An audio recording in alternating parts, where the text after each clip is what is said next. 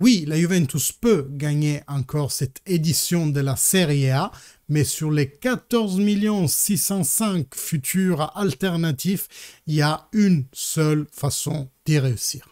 Buongiorno bianconeri et bianconere, aujourd'hui on va analyser ensemble les matchs manquants de la Juventus et des autres équipes dans le top de la Serie A pour voir ensemble quelles sont nos chances. Parce que oui, la victoire contre le Cagliari dans une journée de Serie A qui a vu beaucoup de résultats à notre avantage, la Lazio, la Fiorentina, le Milan, mais notons le Napoli, mais notons-le, pas l'Inter et l'Atalanta qui sont à mon avis les équipes qui sont le plus équipées pour gagner cette Serie A. Eh bien, voyons ce qui est devant nous, voyons ce qui nous attend dans cette fin de la Serie A, nous et les autres, pour voir si on a une chance, soit-elle minime encore, de gagner cette Serie A. Et moi, je pense que oui, potentiellement. Mais attention, parce que c'est trois équipes devant nous qui devront avoir une chute de performance. Le Napoli est déjà en train de l'avoir depuis 4 matchs. Depuis 4 matchs, ils ont gagné 3 points, 3 matchs nuls, une défaite. Et après, il y a aussi les confrontations directes qui pourraient, d'une façon ou d'une autre, nous avantager. Mais la conditio sine qua non de tout cela, c'est si nous-mêmes faisons un parcours enfin à la hauteur. On a fait 5 victoires de suite en Serie A, entrespacées... Non, 4 victoires de suite, pardon, en Serie A. Il y avait un match de Champions League qu'on avait gagné, donc on a été à 4 de suite.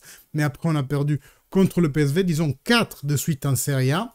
Et donc, nous aussi, il faut, une fois débarrassé, disons ça comme ça, des coupes européennes, pouvoir se concentrer sur le championnat.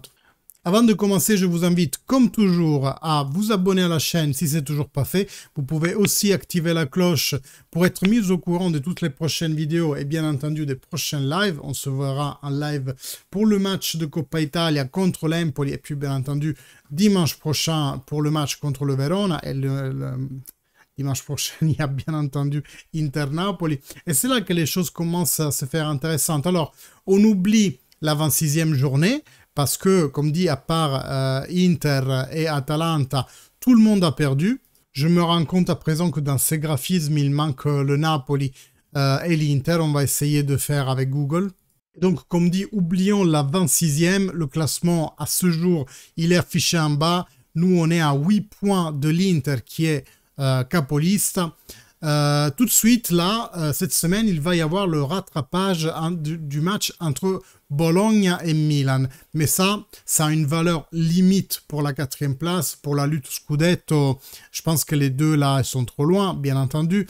Surtout le Milan, voilà. Parce que le Bologna, je pense qu'elle n'a jamais vraiment concouru pour ce titre.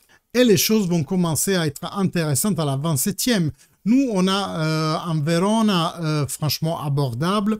L'Atalanta Venezia c'est abordable, mais il y a un Milan-Lazio qui pourrait ralentir éventuellement la Lazio et comme dit, il y a aussi Inter-Napoli. Donc attention parce que la semaine prochaine, s'il y a une égalisation Inter et Napoli, ça pourrait avantager Atalanta et Juventus si jamais on gagne nos matchs qui sont voilà, à la portée.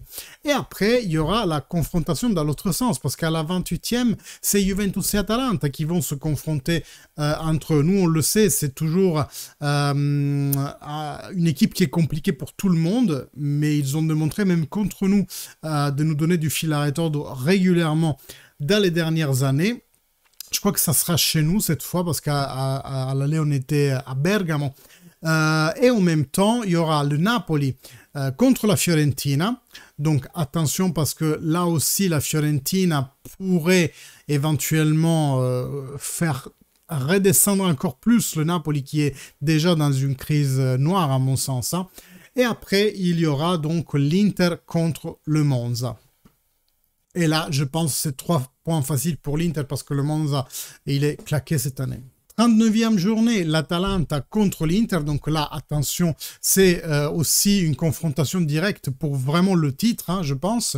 Nous, on va rencontrer la Fiorentina qui pourrait nous donner du fil à retordre.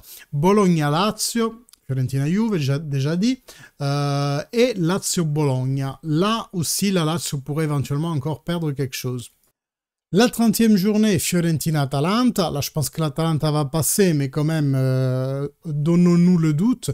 Nous, on a un match normalement facile, mais le Genova, c'est vrai que dans les dernières années aussi, il a pu nous poser des problèmes.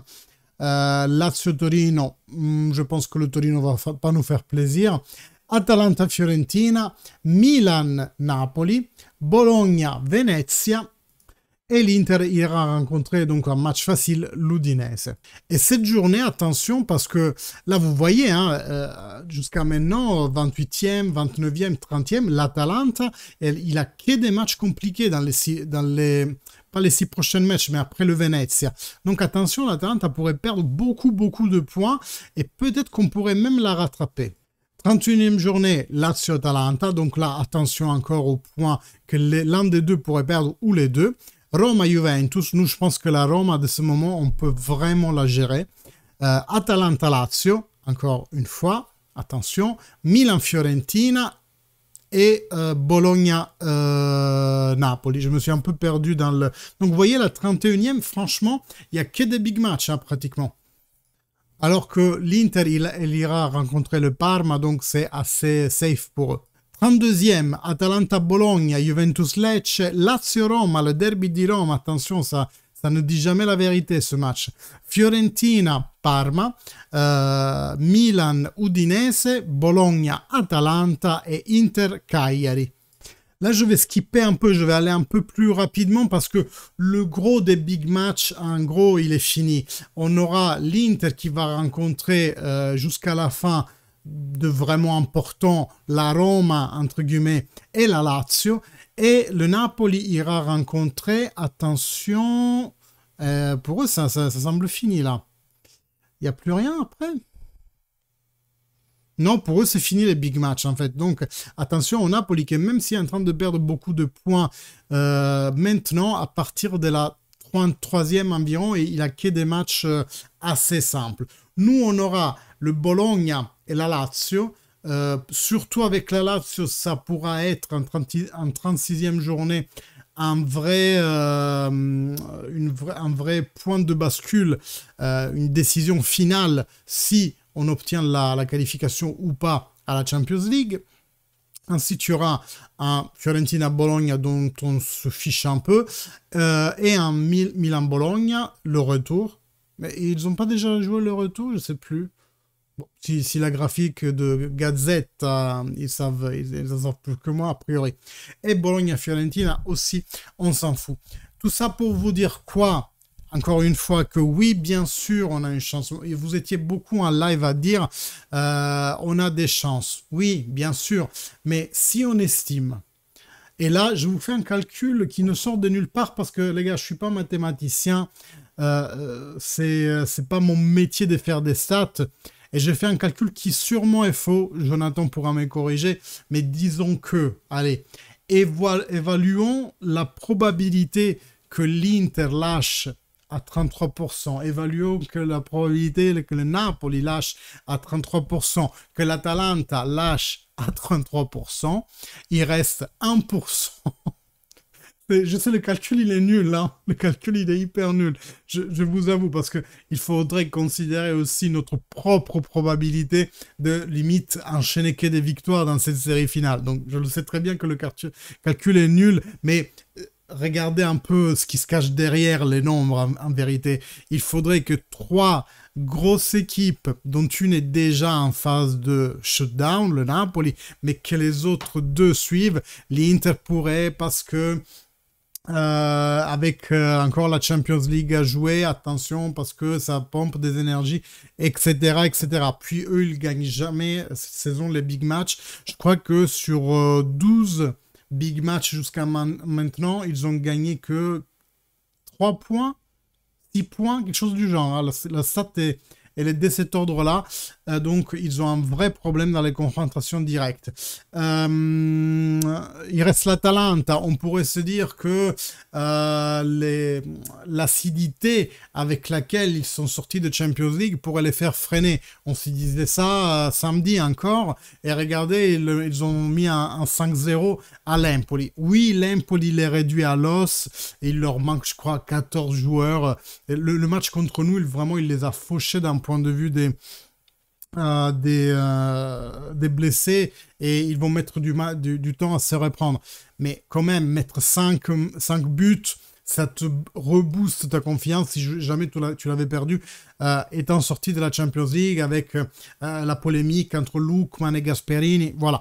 Donc, ça pourrait, une pourrait redescendre, deux pourraient redescendre, mais trois, j'y crois moyennement. J'ai voulu vous apporter un peu, disons, mon opinion tout en regardant le calendrier futur. J'espère que voilà, comment on peut appeler ça, explication avec une touche d'espoir, voilà, pourra vous plaire. J'espère que vous me donnerez au contraire votre ressenti dans les commentaires. Je vous invite encore une fois à vous inscrire, à activer la cloche si ce n'est pas fait. Comme ça, prochaine live, vous recevez une notif, prochaine vidéo aussi. Et on se voit, c'est quoi? Je ne sais plus si c'est mardi ou mercredi soir. En tout cas, on sera là. Ça doit être mercredi parce que aujourd'hui, on n'a pas eu de match, de conférence pré-match. Donc, ça doit être mercredi pour notre match de Coppa Italia contre la Empoli. Mes amis, fino alla fine, forza Juve. Ciao!